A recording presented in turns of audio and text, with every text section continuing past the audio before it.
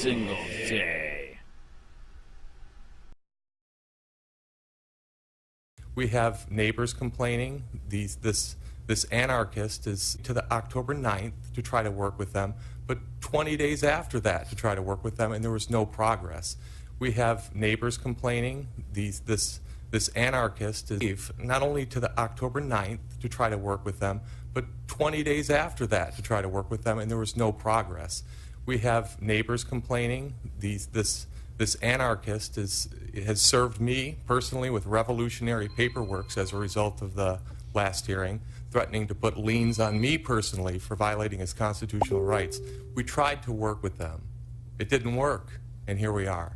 So I don't think that it's appropriate to amend the order in any aspect. It was very... So we are going to, under Roman numeral 4, motions, we're going to go down to Roman numeral 4D, I think, and that's the motion for rehearing, CEPM 2013-0013841, Doris Lee, Sharon Rosa, and Sheila Jameson.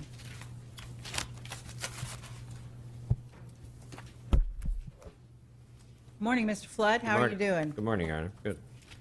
Mr. Mucha, yes, fine. Raise your right hand. Swear to tell the truth, the whole truth, nothing but the truth, so help you God. I do. Okay, I think, well, first of all, the order of business that I had was that we were going to amend the order because there was a copy of the order didn't get sent to you, as I understand. But then you have filed a motion for a rehearing, so I'll hear your motion for rehearing, and then we'll... Well, I was told that would be the proper procedure to get the motion, to get the order amended. I don't want to take up a lot of time. Have you read the motion, or do I have. Need to read it? The only thing I'd like to add to the motion for the rehearing is the fact that if everybody remembers correctly, this was not a hearing. This was a stipulated agreement at the time that we entered into this. It was all complied with on the 7th. So I don't want to get in that aspect. I'm here today for really only two issues. Number one, to get the order amended to reflect the fact that we were here at the hearing. Number two, to get my address in that order. And number two, to get paragraph C corrected in regards to the permitting fact. If at the hearing, and I've gotten a copy of I've read the, I have the hearing. Minutes. I got the minutes, and in that Mr. Mucha indicated that we'd work together in regards to whether or not a boarding permit would be required. When we attended the meeting on the 7th, everything was done in accordance with, you know. You mean not attend a meeting on the 7th? No, but we attended the property. Everything was in compliance. Okay. I think Joe was happy with everything that went on at that time. I specifically asked him whether anything else we needed to be required, and he indicated no. Okay. So I take that as a completion of the abatement for the emergency hearing to board up the window at that point in time. I never received a copy of the order subsequent. I had discussions with Jeff, Mr. Wright, in regards to that because he notified me they were going to board it up, and I indicated to him I don't have a copy of the order. Okay? So I went through and I had to contact Kerry Adams' office, my staff contacted, and we were told that the reason I didn't get an order that they didn't have my address.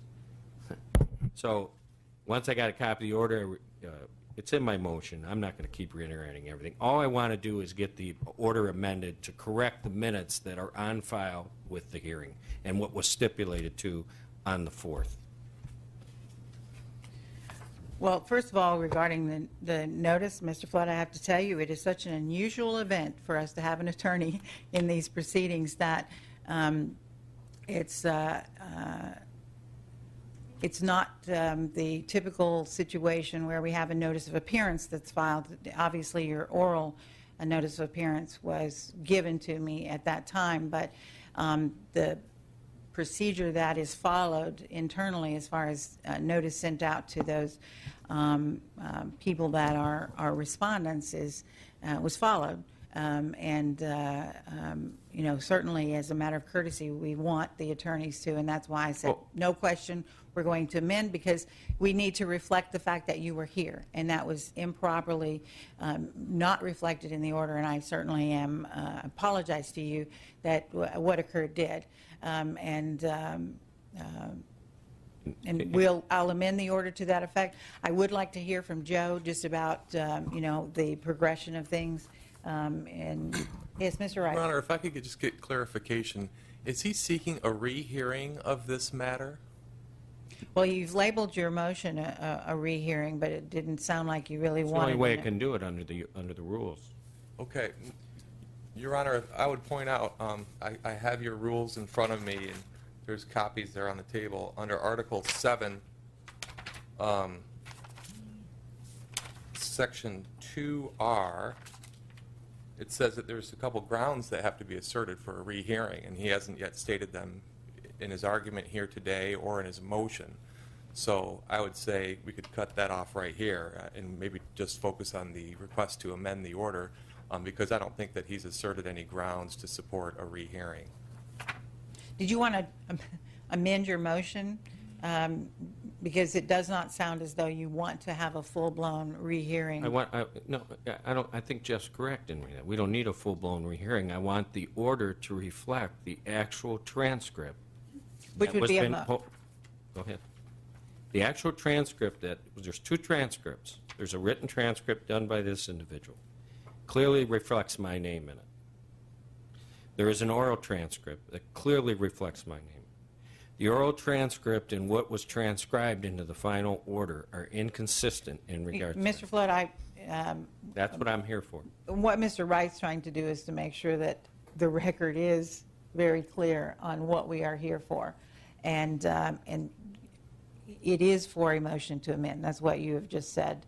We're not going to rehear. So if you don't mind, just to put on the record that it is. That's okay. fine, Your Honor. The motion Fine. to amend, that's what we're addressing. And I have no problem with amending to reflect, to make sure that the minutes are correct. And that is that we need to make sure that, that the order says that you were present.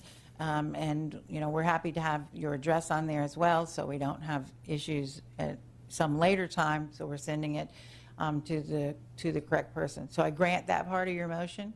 And I want to hear from Joe about some other parts of the.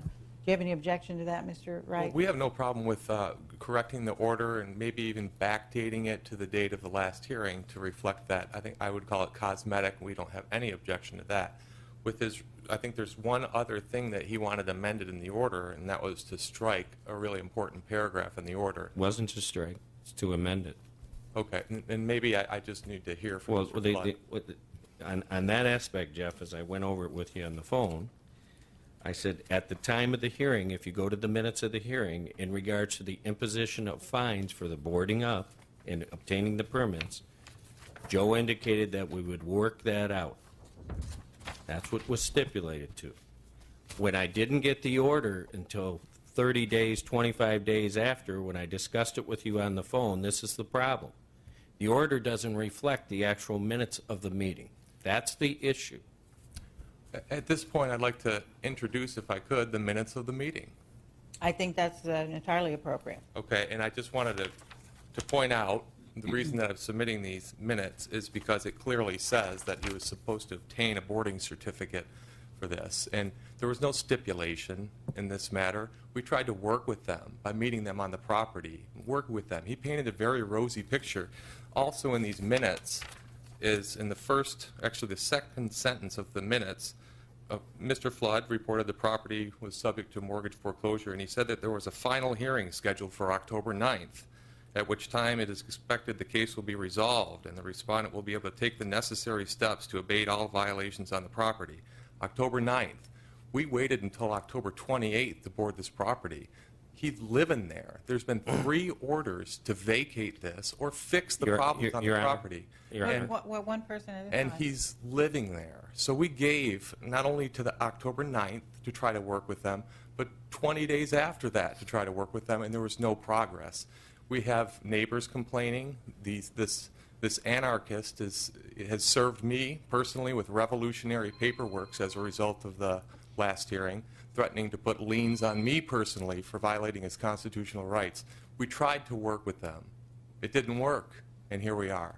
So I don't think that it's appropriate to amend the order in any aspect. It was a very clear order. We don't have the ability to waive a boarding permit requirement. We can work with people, and that's what we tried to do.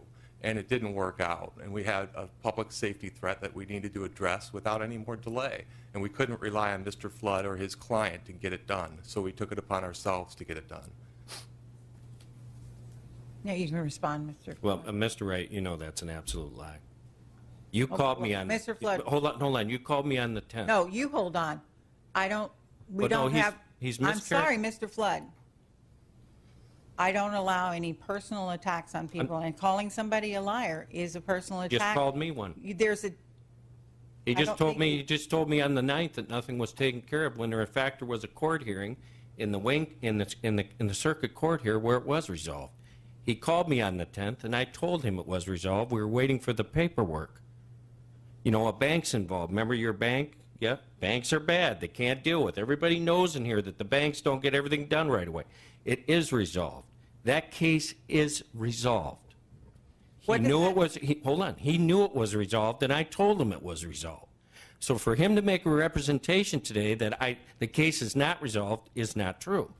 The reason why this amended order is important is because it needs to accurately reflect what we stipulated to. There was no hearing. We all met before and stipulated that he would go out and board it on the 7th by 10 o'clock. And Joe, I think we did that. Joe came out, was very happy. Joe said, I had my brother there. There was 2 other code enforcement people there and a police officer. So we went out there. Joe says he's doing great progress, cleaning it up and the whole thing. Is there anything else further? No, there's nothing else further we need. Next thing I know, after I have the conversation with Mr. Wright, on the 28th, I get a call from his office saying we're going to board this up. I said, pursuant to what? Where's my notice of abatement? He indicates in the record that everything's complete in his minutes. Everything was completed on the 7th. Jeff says we're doing it in accordance with the order. I said, what order? I've never received an order. My office called Carrie. Carrie graciously gave us an order. I'm starting to read the order. It's not in accordance with what transpired. So your I came down and got a transcript, went and got a oral transcript, advised Jeff that I don't think Wait, I'm sorry, Mr. Flood. There's several things you're saying, and so I do have to interrupt you to keep track. You just said you got a transcript of the oral. What do you? Something's oral. I got a transcript of The what he minutes. read, and then I went and got a copy of the CD of the hearing. Okay. Well, let me ask this question.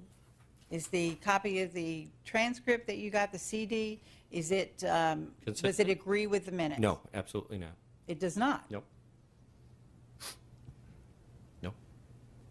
Okay, that's a surprise to me. Do we have any way to listen to a CD? I think we do. I have no problem pulling up the hearing. Joe and I did go over the hearing, the audio and video. I have not yet seen the verbatim transcript, but I'm pretty confident that it was properly handled. There were assertions made that the problems were going to be fixed shortly after the 9th, this hearing. And the docket for the case said it was a case management conference. I can't tell you one way or the other, but Mr. Flood characterized it as a final hearing. I trust that what he's saying is true. It's true, Jeff. I would never misrepresent to you. Listen to me. I would never misrepresent to you. On that phone call on the 10th, it was resolved. You can call the other attorney on the other side. I can give you her phone number. They're waiting for the bank to execute the paperwork to get the property back in Miss Russo's name. Now, the only reason we're going down this road and I need a rehearing, we're in the process of, once we get that back, to get the money, to get it financed, to get it fixed up. That's all. Well, Your Honor, I would request, if Mr. Flood really thinks that the order that was entered was inconsistent with the hearing, that he introduce evidence to support that rather than just his statement. And I don't mean to be combative. I think that's the appropriate approach. It's a we can either play the video or introduce the verbatim minutes that you've acquired, apparently, that I haven't seen yet, but introduce those. And if there is a discrepancy between the video or the transcript and the ultimate order, we would support an amendment too to make it accurate. But Joe and I looked over the video. I'm confident. We were trying to work with them. And I remember saying to Mr. Flood in the hallway that we can't just okay slapping up of boards as a form of boarding. There's a process for that where you need a boarding certificate, and Mr. Flood kind of dismissed that. Then we had the hearing. It was brought up. Joe said something along the lines of, we may work with them on the boarding certificate. And I would agree with that. You said that. If that's what Mr. Flood's hanging his hat on, then maybe we should focus on that statement. We may waive that requirement. Now, he's turned that into a stipulation that's binding in this tribunal, and it's not. It was a statement made as part of the proceedings, and ultimately we're bound by the order. Now, if he's saying that the order should be amended based on that statement, I disagree with it. That's the issue. Because the only thing that was agreed to was the $112.50. And then if we didn't get the overall thing abated, that was fine. You got to remember, we were here on the last hearing on a very narrow issue. Now, we were on an emergency motion for the boarding up of a window that had been removed. Is that correct? It wouldn't have been a motion. It would have been set for the actual hearing I'm sorry. itself. Right, that's right. And before the hearing, we all met and went over this. Well, this is the way typically stipulations are handled. If you do come to a stipulation, it's put in writing. And then I review it and determine whether I can accept it as the stipulation or not. If I accept it, then the stipulation basically, that's why we want to have a written stipulation. The order that I entered is pretty much mirrors the stipulation, and I do that on purpose because I want to make sure that it is what the parties understand. And I typically have the person up here, the respondent or an attorney, and I ask them, is this what you understand? Did you review this? Do you know what you're supposed to do in this stipulation? And based on that confirmation, then I have no problem adopting the stipulation in my order, and basically the order would have the same terms as the stipulation. We don't have a written stipulation. Am I correct? Is that what I'm understanding? We do don't not, have one? because we went out on the 7th, the Monday after. Well, no, the hearing. stipulation would have been the day that we had the hearing. Well, we have an oral. May I make a suggestion, Your Honor? Sure. Real quick to abate all, to get all this, to not take up much time or anything. My suggestion would be that you listen to the. Oh, I am absolutely going to listen. Hear me out, Jeff.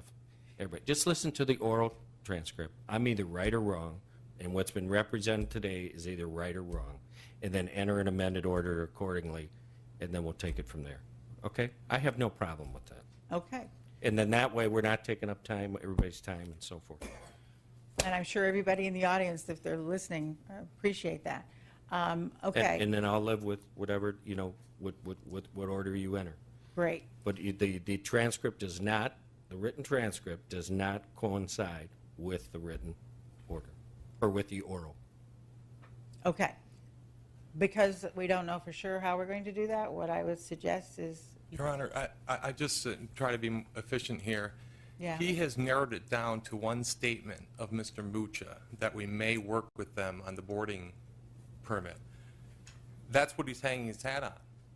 Now, do we need to pull up a video, watch it all, just to confirm that that's what he's hanging his hat on? We know what his argument is. Is this statement, we may work with them on the boarding permit, does that amount to a binding stipulation to such an extent that it would supersede your written order and require amendment of your written order? I don't think it does. And we can go through the exercise. We have nothing to hide. We can play the entire video, and I think that we'll reach the same conclusion. The issue is whether the statement, we may work with them on the boarding certificate, amounts to a binding stipulation that would support a request to amend the order. I don't think it does, but we can roll the tape. That's fine, Jeff. Let her listen to the tape. Let her make the decision with it. Because now, before, you didn't even admit that statement existed. You know, hold on. Let me talk. Okay. You admitted it never existed. No, I didn't. I was out there on the 7th. I went out there in accordance with what I represented to the court. Joe knows I went out there, 10 o'clock. We went out there. We did the whole thing. I did it all based on what the hearing what occurred at the hearing on that date. Your Now, Honor, if I'm wrong, she'll rule I'm wrong. Well, let me, wait. Let me ask you, Mr. Flood. Are you saying that I said, because I won't recall my exact words, are you saying that I said I'm not going to enter a ruling on whether or not you have to do this until after the 7th when he goes and inspect? Did I say that? No. Okay. If I didn't say that, and I actually put and said on the record that this has to be done, it doesn't matter about the 7th, because that's after the date that I entered the order. Now, the county does have the ability to work with people, and according to what your compliance is, they do.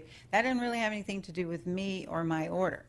So unless I left it open and said, I'm not going to rule on this because I want to see what you're going to do, then I think we're probably done. No. That's not what happened. There's only two ways that this board operates. You either have a hearing or a stipulation. There was not a hearing on this matter. We came to a stipulation because we met on the 7th. We met. We discussed the issue when you go on the tape. There's it brought up about the boarding. And the boarding issue, when Mr. Mocha said we will work with him on that, that indicates to me that after we get out there on the 7th, it's going to be reserved and whether that permit has to be issued or not, a boarding permit. This was a temporary removal of a door wall. You know, it was removed. Okay? Now, if you take the logic of code enforcement and they need to read the building code, every person that loses a window in a hurricane has to go get a boarding permit? I don't think so. Every kid that takes a ball and breaks a window and it can't get it replaced for 2 weeks and they put a board on it needs a boarding permit? I don't think so. Your Honor, I have to pipe in here. This house has been condemned twice before this emergency case was even brought, so we're not dealing with a hurricane. We're not rehearing the case, Okay, Jeff. I don't know what happened when I said that we don't talk over each other, but let me say it again. You know what? I'm not anybody's mother. I don't like to act that way, but that's the way I'm feeling right now. We don't talk over each other. And why is that? Because we won't have an accurate record, which is what you're debating right now, if we have two people speaking at the same time. I know that everybody's excited about this. I want everybody to be able to say theirs, but don't do it anymore. Okay? We got it? All right. Mr. Flood, this is the way, how long have I been doing this? I don't know, 8 years, 10 years, whatever. Somebody will know. Long time. And I know one thing that I know about myself and what I've done up to this point is that I make some determination on the record. If I don't enter an order saying what you have to do, then I would have granted a continuance. I didn't do that in this case. It's not in the minutes, it's not on your CD. Correct? I didn't grant a continuance. No. Okay. If there's a stipulation, then I don't have a hearing because the stipulation controls, but the stipulation has to be in writing. Having things in writing is for everybody's protection, so we don't get into these things. So that's why the stipulation has to be in writing. We don't have oral stipulations. And as you know as an attorney, if you have a contract, if you have anything where parties have, quote, entered into some agreement, they talk about it beforehand, and then there's something in writing, which in this case would be the order. Whatever was talked about before is superseded by what is in writing. One of the things that bothers me about this, first of all, your client had been here quite a few times, so I'm not really concerned about whether he had actual knowledge about what was supposed to happen, what he was supposed to do. So we made it really clear before you were involved, Mr. Flood. But as far as not understanding the process, and I understand about you not getting a copy of the order. Your client should have gotten a copy, though. I mean, we know that somebody had a copy of the order sent. Well, Carrie, there's several ways that somebody can get a copy of the order, but do we not still post property, or how was it done? The order, a copy of the order, once you sign it, is sent to the owner.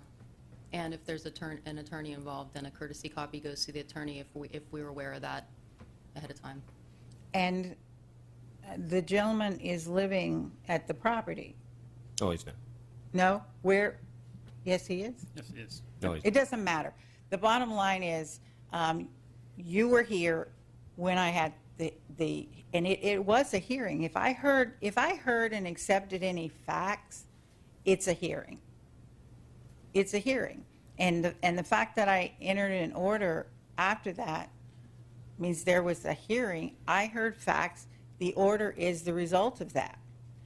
And you heard me in my introduction. I say, when I am giving you the oral ruling, ask me questions, clarify, make sure.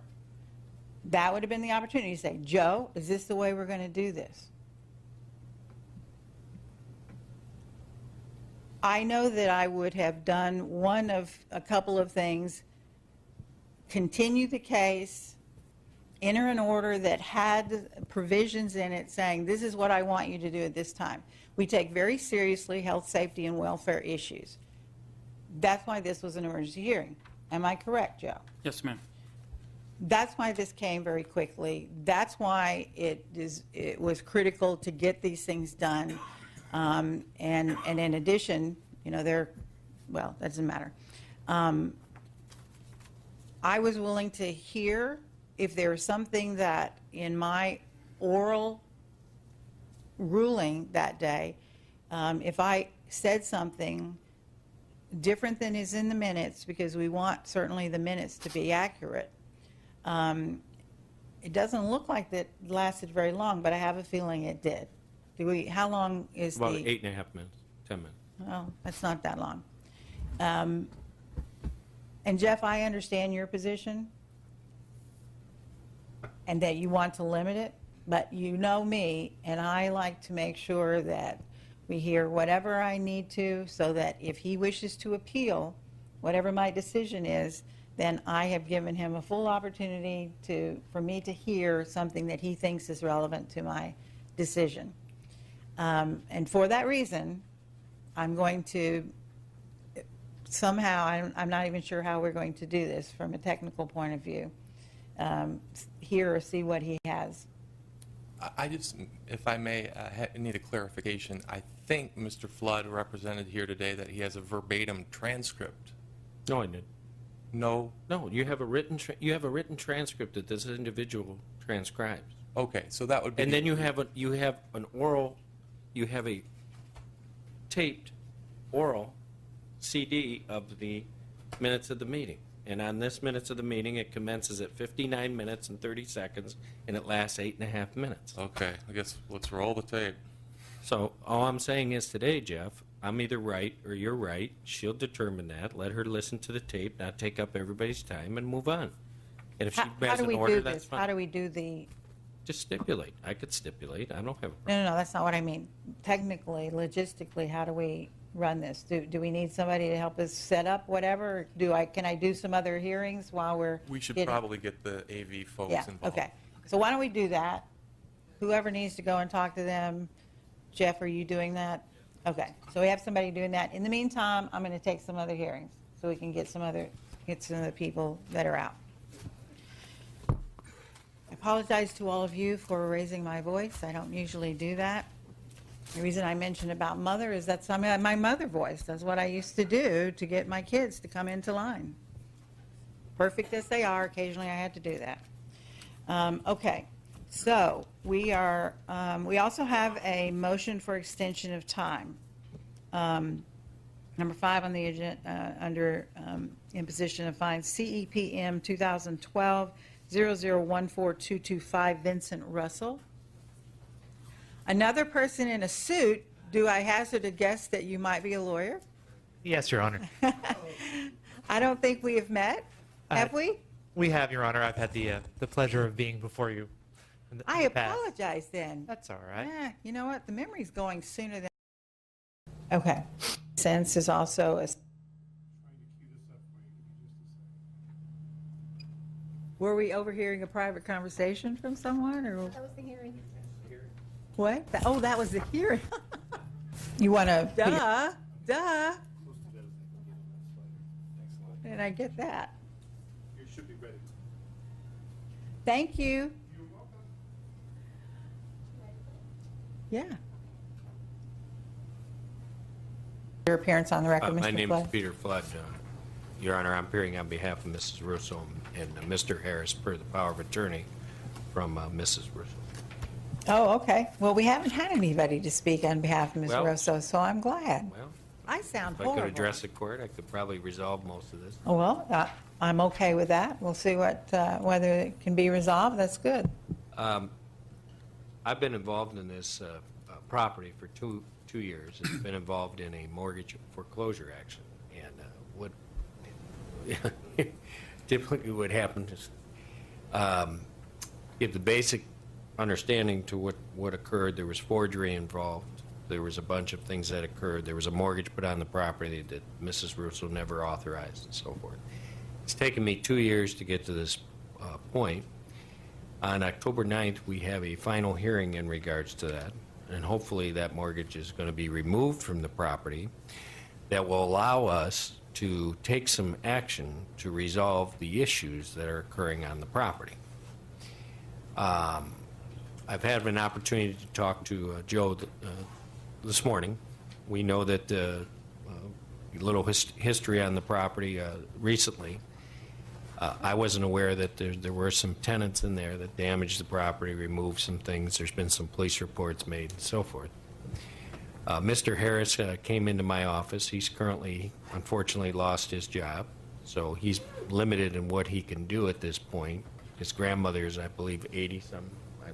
87. I talked to her a few months back. So here we are today in regards to an emergency motion. One of the things that's been removed was one of the door walls in the back. These people, sliding glass door, they took them and scrapped them. Mr. Harris has been out there the past few days trying to clean up. It's a mess. He acknowledges it as a mess. Are they out? Oh, they're gone, yeah. So we got a police report out because they stripped the wires and they took everything, but that's another day in regards to what's going on. I had an opportunity to talk to Joe. Joe's seen the pictures. He hasn't been out there in a little while. Mr. Harris has indicated he's cleaning this up with the limited funds he has and so forth, and you can understand that our hands are tied till we get this mortgage off the property, and then we're going to make a decision whether we can get some funds from the grandmother, clean the property up, get the property either sold or get it back and renovate it in a position where it can be inhabited again. Mr. Harris has indicated he's in the process of getting the water turned back on. So next week, hopefully he'll get the water turned back on. I've had some discussions with Mr. Wright and Joe again. We're going to meet, Joe and I are going to meet Monday at 10 o'clock, because I haven't been to the property. I've seen pictures. I'm hearing both sides. So I would like to be able to meet out there at 10 o'clock. Mr. Harris has advised me that the door wall that is currently open on the property, that he's going to attempt over the weekend, and hopefully by 10 o'clock either have some new doors put in there or have it boarded up at that point in time. He understands that, he wasn't quite clear, but now he's clear since he's been in my office, and we've discussed it, where the statuses are, we are legally in regards to the property, what Jeff and his department's doing, what code enforcement and Joe are doing.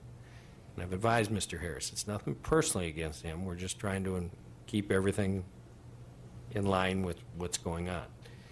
So I anticipate, hopefully, going out there Monday at 10 o'clock, seeing that opening secured, having some progress made in regards to cleaning it up, moving this property in the right direction, to get it back to either one where it's habitable again, okay, and get the electric and so forth and analyze what's going on. So when I go to this hearing on October 9th at 10 o'clock, I was volunteered by the judge 2 years ago to handle this matter for Mr. Harris and his Hard to say and his no. mother. isn't it? No, and I've been handling it in pro se, so I'm here today pro se. So I'm trying to get this resolved. They're nice people. It's unfortunate what's going on.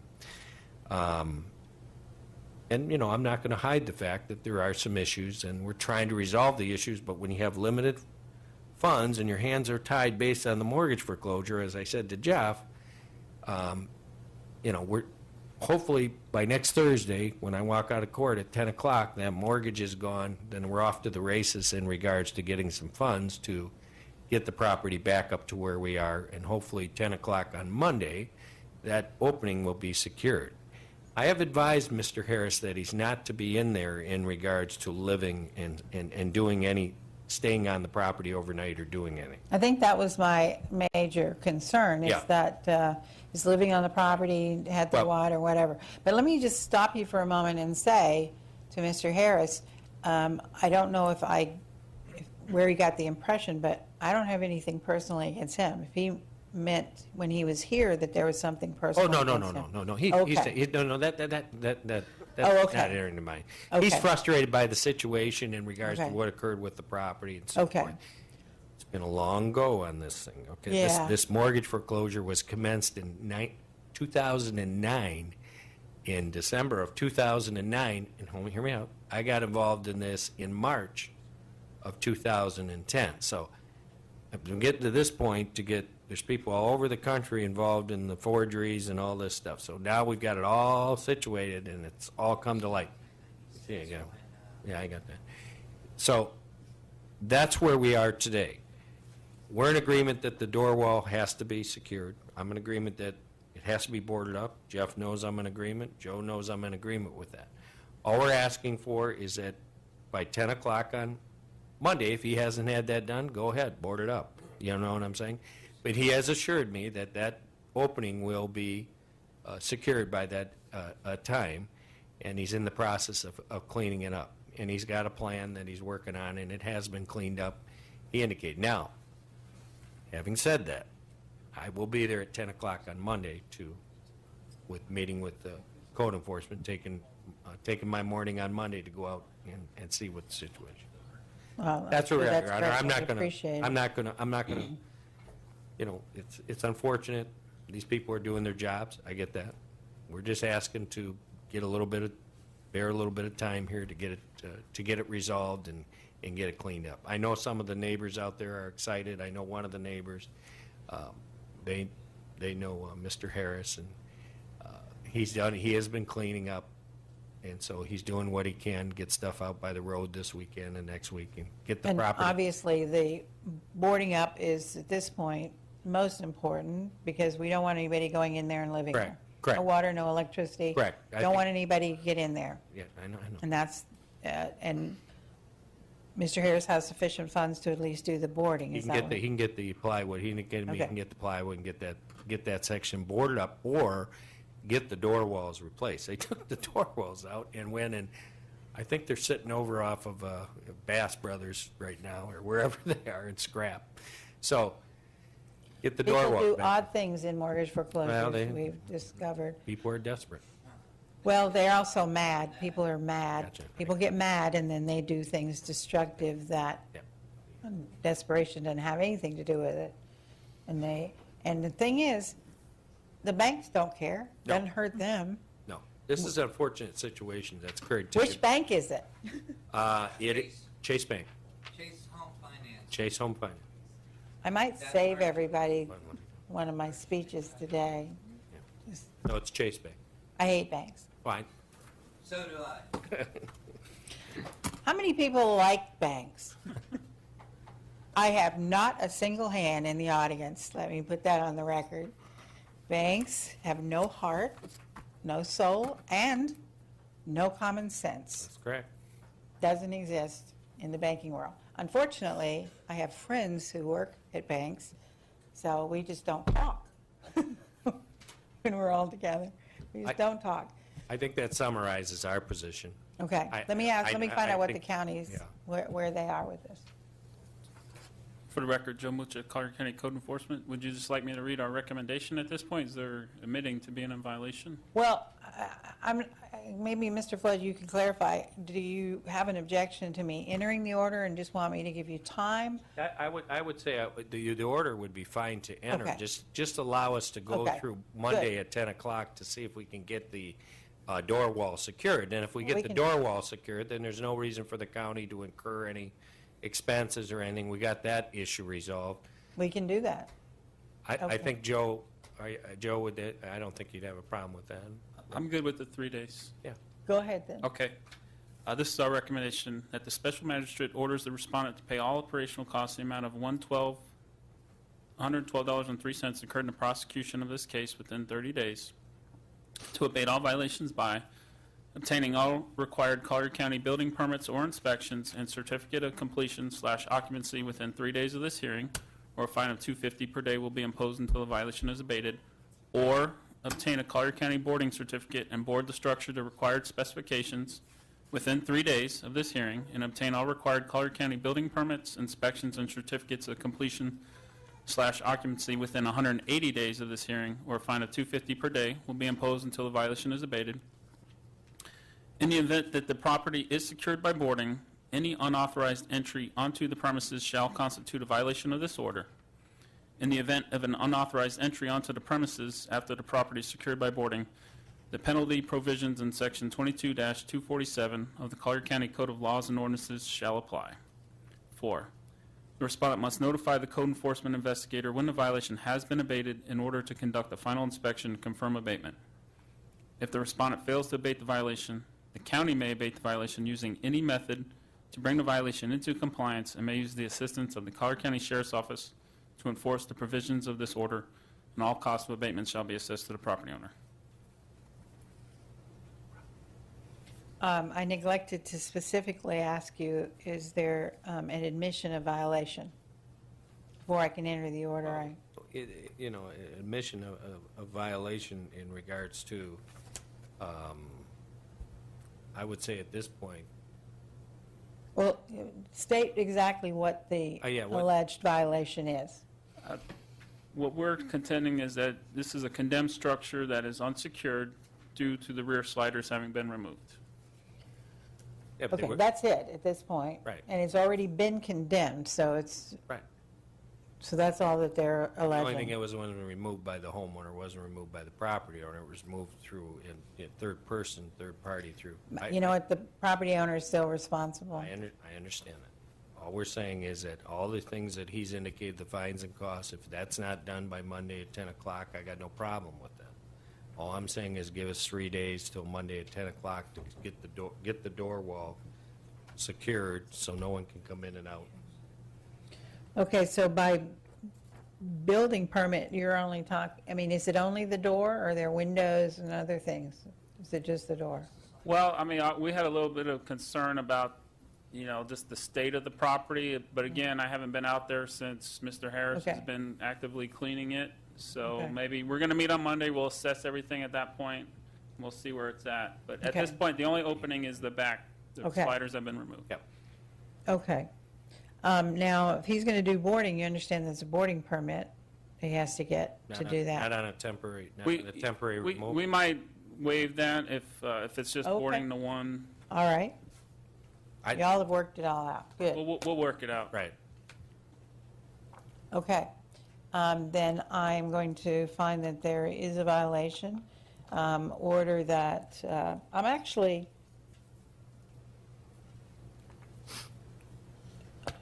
is he going to be able, if y'all meet Monday morning, is he going to be able to get it done by the end of that He day? indicated to me that he'd either have the boards in it or the door walls put back in. So he expects to have it done before the 10 o'clock meeting? Yeah. Okay. Yeah, that- All right, so, He'll have the door wall secured. okay.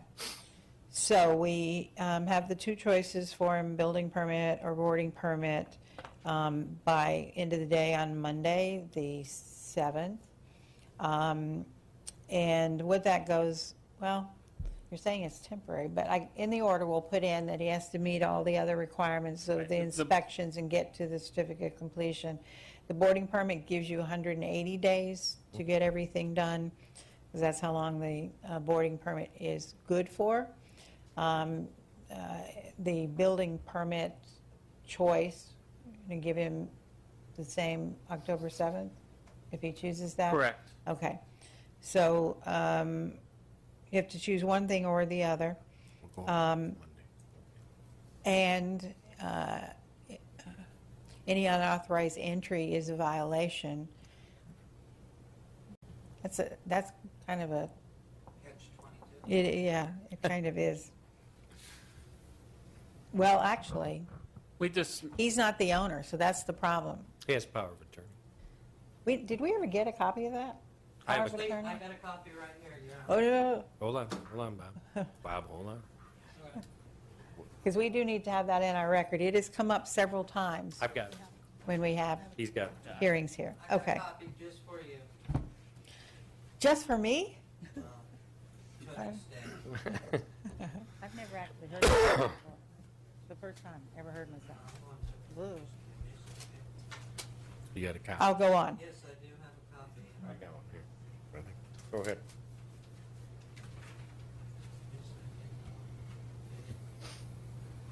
Is this going to be a copy we need a copy of, or is this, No, you can have, there it is. okay. Gotta find it. Thank I got you. it.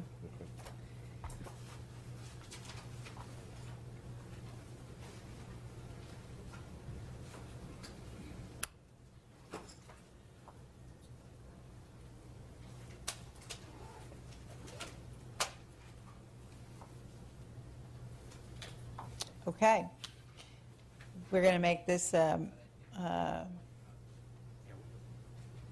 make it an exhibit since it's a copy. I'm going to make this Respondent's Exhibit Right.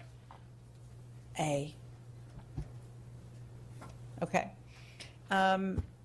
So any unauthorized entry could be construed as, I'll put it that way, and then I can make the decision if it's actually a violation of the order. I mean, you could bring that to me. our concern would be that if we boarded the whole thing up and then nothing was ever done and then people were trying to Gotcha. get back in there, we want to be able to get them out of there. Right. Gotcha. Okay. Okay. So that would be a violation. If he doesn't do either of those things, you know that the county has the right to abate on his behalf and charge the cost of that back Gotcha. to the owners, and becomes a lien on the property. They can ask for the sheriff's office assistance in doing that. Within 24 hours of any abatement, it's going to happen sooner, but within 24 hours, there is a requirement that he contact code enforcement to allow site and visit to confirm the compliance has been done and that it's been done correctly. We forget anything? I think you got it. Nope. Anything All on set? this side? Nope. Okay. Thank you. Thank you very much. Good luck. Yep. See you Monday, Joe. Monday at 10, right? Good seeing you again. That's it. Thank you. This back. This on? Is this on? Can you guys hear? Okay. I can't hear myself. That was a weird thing to do. Probably why you never want to actually hear yourself. Okay. Come back up.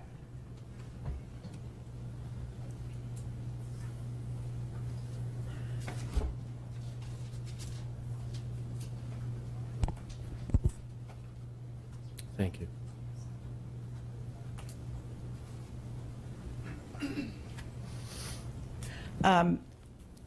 Well, first let me say I understand both sides. I think clearly I understand the positions of both sides. And, you know, the good news is it seemed at that time that everybody was working together and was wanting to achieve the same goal. And as I said earlier, I am going to amend the order because we need to have your appearance in there, we need to have your address, so the order has to be amended to that effect. However, I would have to deny your motion for the amendment of the rest of it. And the reason for that is, and I took notes, one of the things you said is the order would be fine to enter. So it was for me, that means that you understood that an order was going to be entered, and that the order was going to include that there was 3 days to comply. Monday was going to be the day that Joe was going to meet you there to see if the compliance had occurred. So that would come under the within 24 hours of compliance part of it. One of the points that you make about Joe saying the county may waive, he did say that. Doesn't have anything to do with me. You know, the order says that it has to be done, you know, something like that, that comment he made, yeah. Can I clarify my statement on that? Well, let me finish this, and then if we still need to do that, we will. But there would be an order saying that it had to be done before it would be waived. See what I mean? That requirement. It also was clear that the necessity for a permit was discussed. I mean, it was talked about quite a bit. You know, are you going to get a boarding permit, going to get a building permit? But in any event, that a permit was going to be necessary to do what was being ordered to do. So I don't see any reason or justification for me to amend my order. Okay. I just don't find any. Because this is what, as I was saying before, typically there's, you know, written stipulation, something varies from it. Sometimes I do wait until somebody has, but I make that on the record. I will say I'm going to continue this, or I'm going to postpone my actual ruling or my entry of the order. I say something to that effect. I didn't in this case. I said what I usually say about this is what the order is going to say. And Mr. Flood, I'm not going to put words in your mouth, but I'll tell you what I was hearing from you that day. Same, you know, and this is helping my recollection is I was hearing from you that you really just wanted me to make sure I gave you enough time for the compliance part of it, not that you didn't want me to enter the order. That's what I am hearing and listening to it again. Confirms that for me. So I have to deny that portion of the order, but the order will be amended to reflect Mr. Flood's appearance, and obviously today that you are here. And also, I think we want to make sure it gets on the record that his motion itself was amended to say it's a motion to amend instead of one for rehearing, because that's basically what I've addressed here today. Do you still need to talk, Joe? Never Okay. mind. Thank you. Thank you. And thank you to our audio, you still call them AV, audio visual? That's a real old term, so I thought maybe it was updated. Okay, how many cases do we have, Carrie, of people that are present? I see it looks like 1, 2, 3, 4. 4? There's 4. Okay. I apologize to all of you, but I'm going to take a little bit, like 10-minute recess, and then we're going to clip right through these. Just bear with me. We'll go.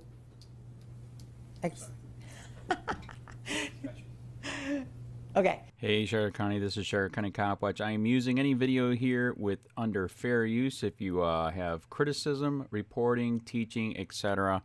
And please donate. I do not make money from YouTube, and there are different ways to donate in the video links. Thanks.